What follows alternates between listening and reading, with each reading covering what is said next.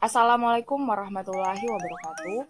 Kami dari kelompok PPL UPT SPF SD Negeri Tidung akan menjelaskan mengenai profiling peserta didik. Adapun aspek-aspek yang diobservasi yaitu ada etnik, kultural, status sosial, minat, perkembangan kognitif, kemampuan awal, motivasi, emosi, gaya belajar, dan moral. Saya Bernika Pituk Salempa akan membahas materi yang pertama yaitu etnik. Adapun indikator yang pertama, para siswa saling menghargai perbedaan suku.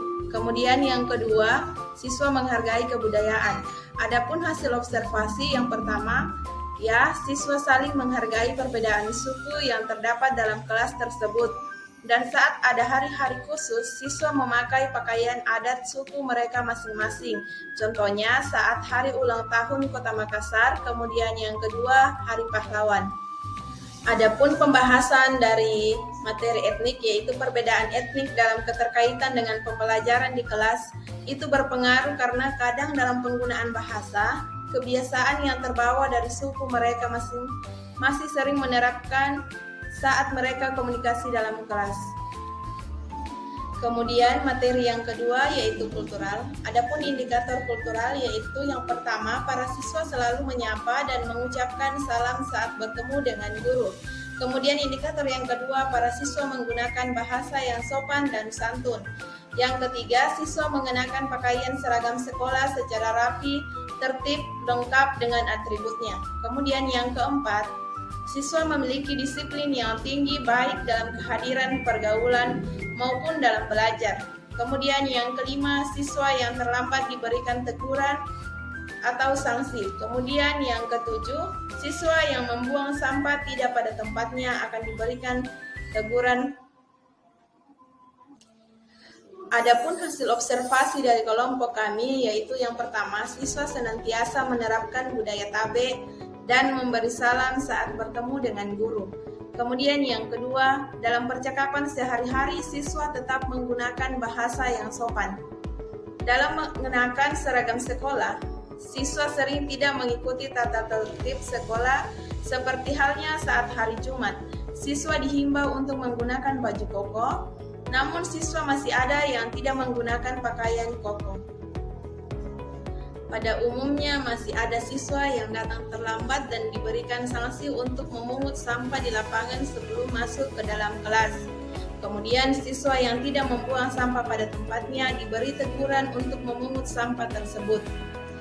Adapun pembahasan dari materi kultural yaitu sikap sopan santun, kedisiplinan yang sudah menjadi kebiasaan atau sudah membudaya dalam diri siswa akan terus tertanam dalam diri sampai masa tua mereka.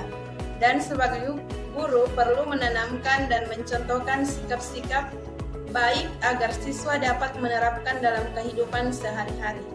Selanjutnya adalah status sosial. Status sosial di sini akan dibahas oleh saya, Novianti Ramla. Status sosial dalam hal ini merujuk pada status sosial ekonomi yang merupakan kedudukan atau posisi seseorang dalam masyarakat yang berkaitan dengan tingkat pendidikan, tingkat pendapatan, kepemilikan kekayaan, dan fasilitas serta jenis tempat tinggal. Status sosial di sini erat hubungannya dengan pengaruh terhadap gaya belajar atau motivasi belajar siswa. Indikator yang akan saya bahas di sini ada dua, yaitu pekerjaan orang tua dan penampilan. Pertama, pekerjaan orang tua. Peserta didik masing-masing dari latar belakang status sosial yang berbeda-beda. Dari pekerjaan orang tua ada yang bekerja sebagai seorang PNS, honorer, TNI, polisi, wira swasta, dan kontraktor. Dilihat dari pekerjaan orang tua siswa, maka siswa yang orang tuanya bekerja sebagai honorer, polisi, TNI, dan kontraktor memiliki motivasi belajar yang baik. 2. Penampilan. Penampilan siswa yang kami observasi merujuk pada kerapian pakaian yang digunakan oleh siswa sebelum dan setelah jam istirahat.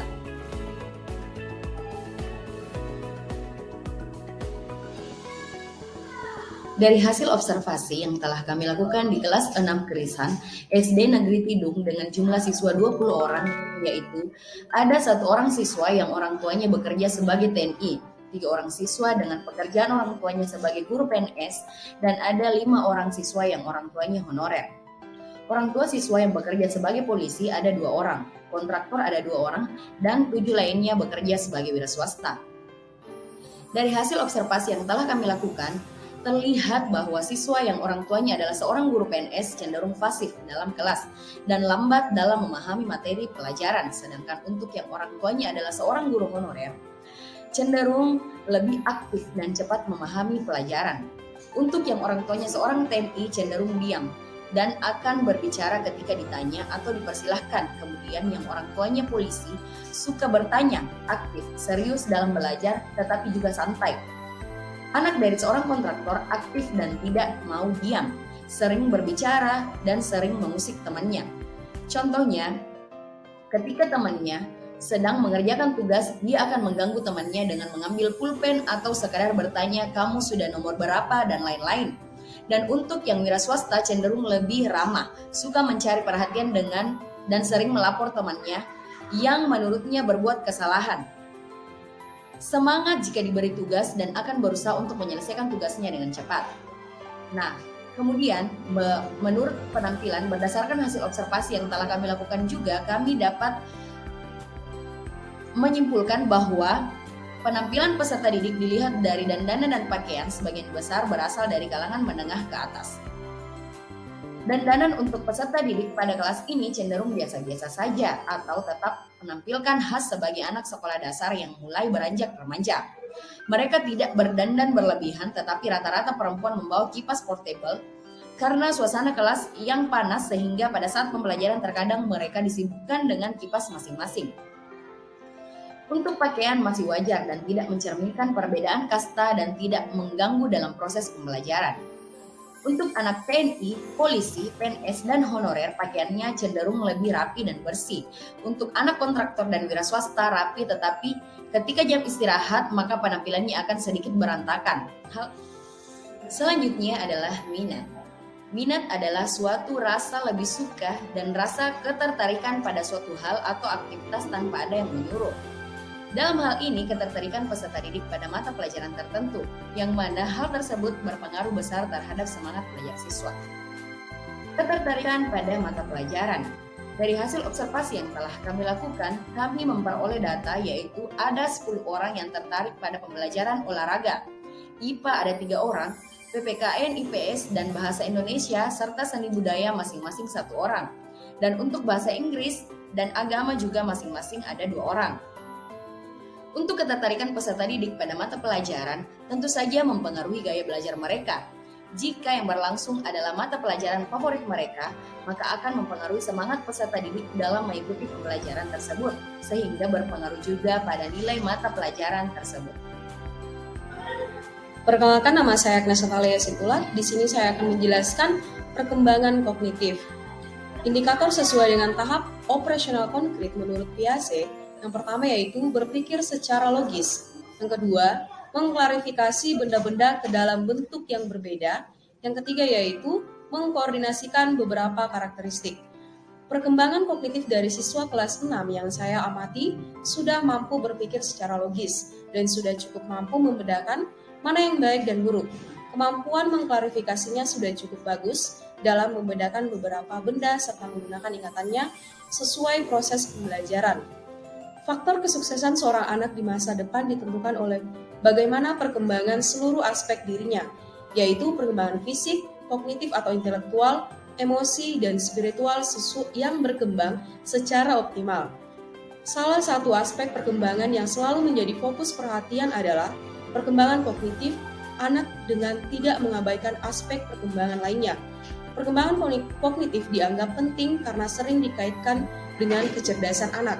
Sederhananya menurut Desmita 2010, kognitif dipahami sebagai kemampuan anak untuk berpikir lebih kompleks serta mampu melakukan Baik, saya Habdi Cipta Negara. Di sini saya akan menjelaskan terkait kemampuan awal.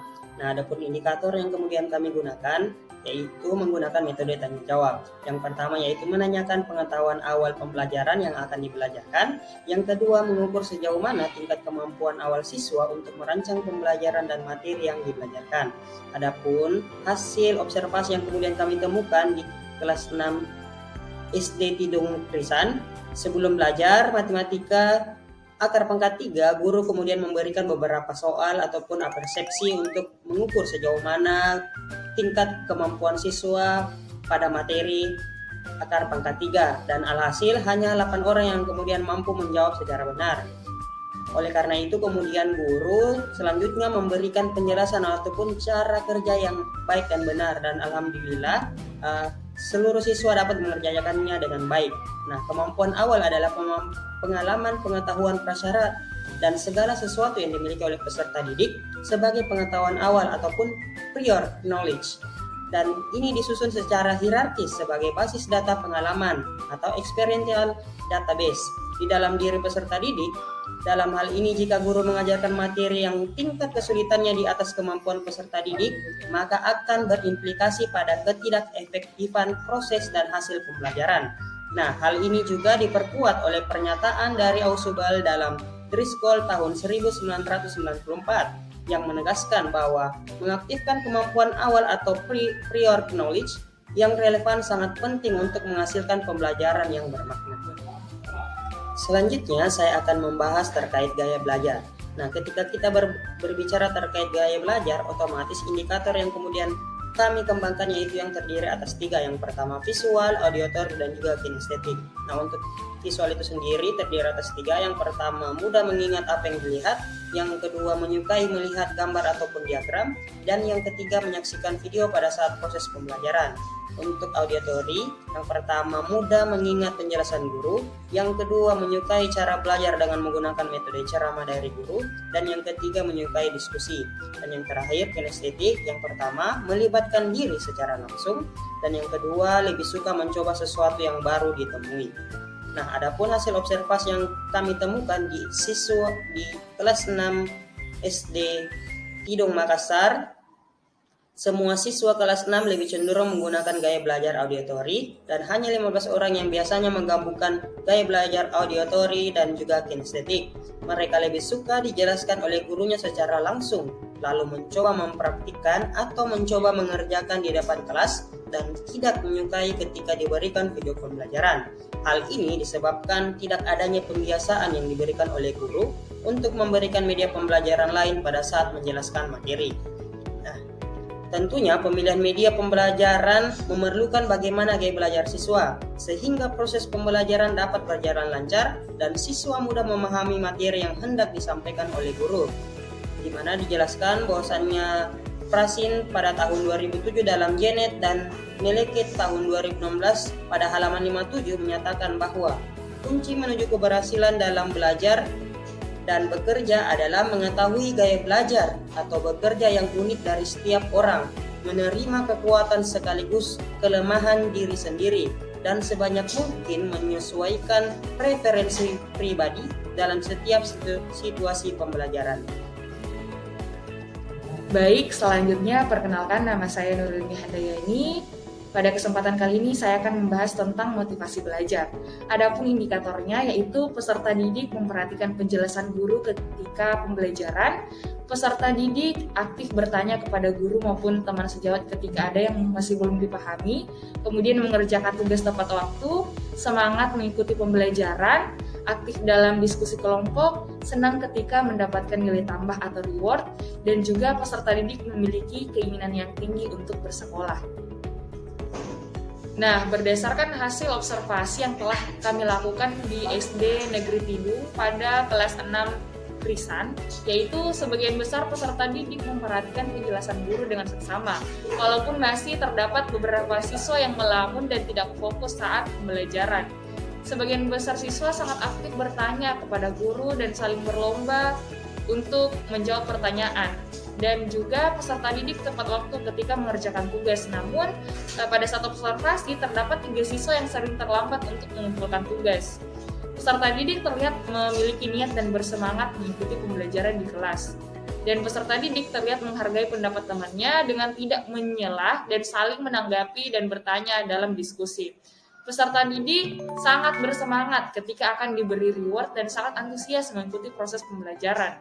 Nah, adapun hasil observasi dari peserta didik memiliki keinginan tinggi untuk bersekolah dapat dilihat pada slide, yaitu demi menyelesaikan studi terdapat 12 siswa yang berkeinginan untuk mengejar cita-cita, 7 orang berkeinginan untuk membanggakan orang tuanya dan 1 orang hanya ingin untuk menambah ilmu. Motivasi mempunyai peranan penting dalam proses belajar mengajar, baik bagi guru maupun bagi siswa. Bagi siswa, motivasi belajar dapat menumbuhkan semangat belajar, sehingga siswa terdorong untuk mengikuti atau antusias dalam proses belajar mengajar. Siswa melakukan aktivitas belajar dengan senang karena didorong oleh motivasi.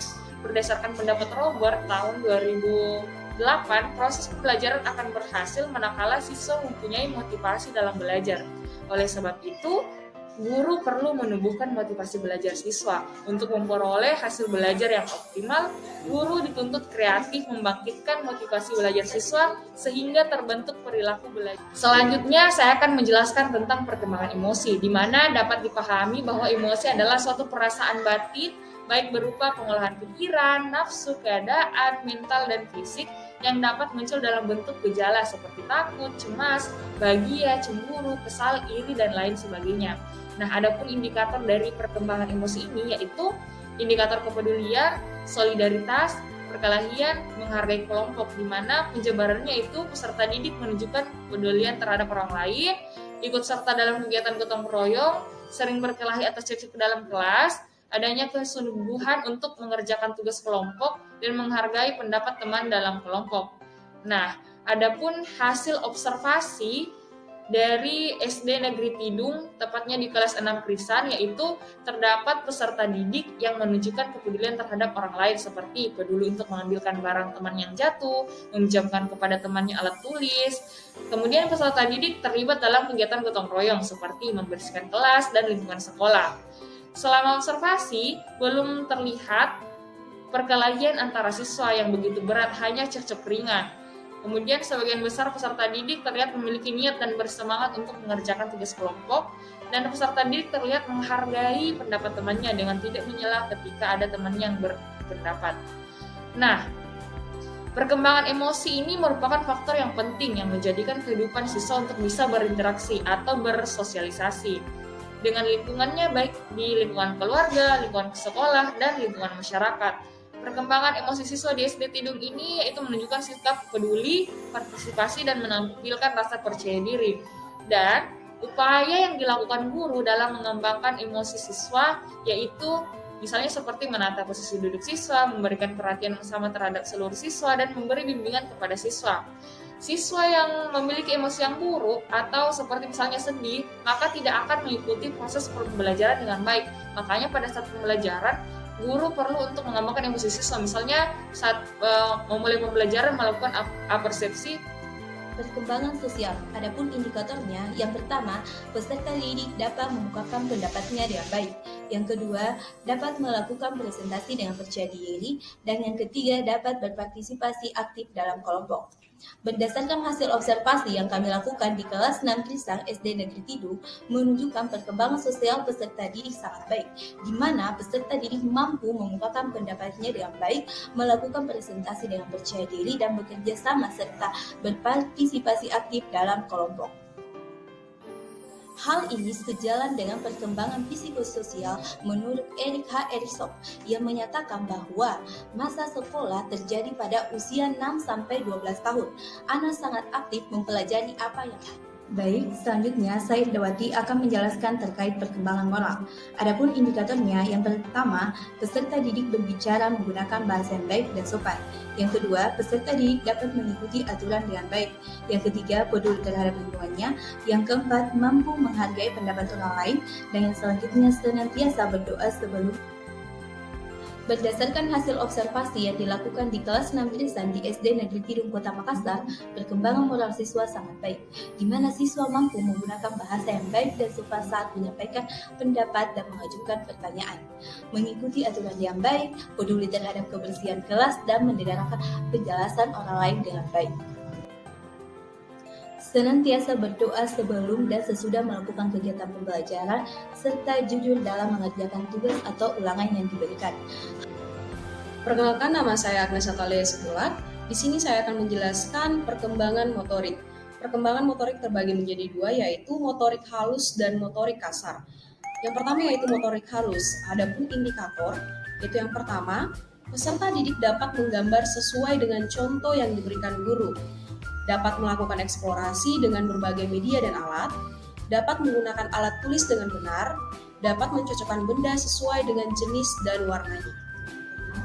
Sedangkan indikator motorik kasar, yaitu yang pertama, peserta didik dapat berjalan maju sesuai garis lurus. Kemudian, apakah peserta didik sering jatuh saat berjalan sambil berjinjit? Peserta didik mampu menjaga keseimbangan tubuhnya saat berjalan. Peserta didik dapat berjalan mundur sesuai garis lurus. Apakah peserta didik sering jatuh saat berjalan sambil mundur? Berdasarkan hasil observasi yang dilakukan pada kelas 6, Krisan SD Negeri 7 Kota Makassar, perkembangan motorik halus peserta didik sangat baik. Peserta didik mampu menggambar sesuai dengan contoh yang diberikan. Antusias melakukan eksplorasi dengan media dan alat, terlihat mampu menggunakan alat tulis dalam mengerjakan suatu objek, dan bersemangat, serta teliti dalam mencocokkan benda sesuai dengan jenis dan warnanya. Sedangkan pada motorik kasar, peserta didik terlihat mampu berjalan maju dan mundur sesuai gestur garis lurus. Jadi, selama pertengahan dan akhir anak-anak, perkembangan motorik anak menjadi lebih terkoordinasi daripada masa awal anak-anak. Pada usia 10-12 tahun, anak-anak mulai memperlihatkan keterampilan-keterampilan manipulatif menyerupai kemampuan-kemampuan orang-orang dewasa. Mereka mampu memperlihatkan gerakan-gerakan yang kompleks, rumit, dan cepat yang diperlukan untuk menghasilkan karya kerajinan yang bermutu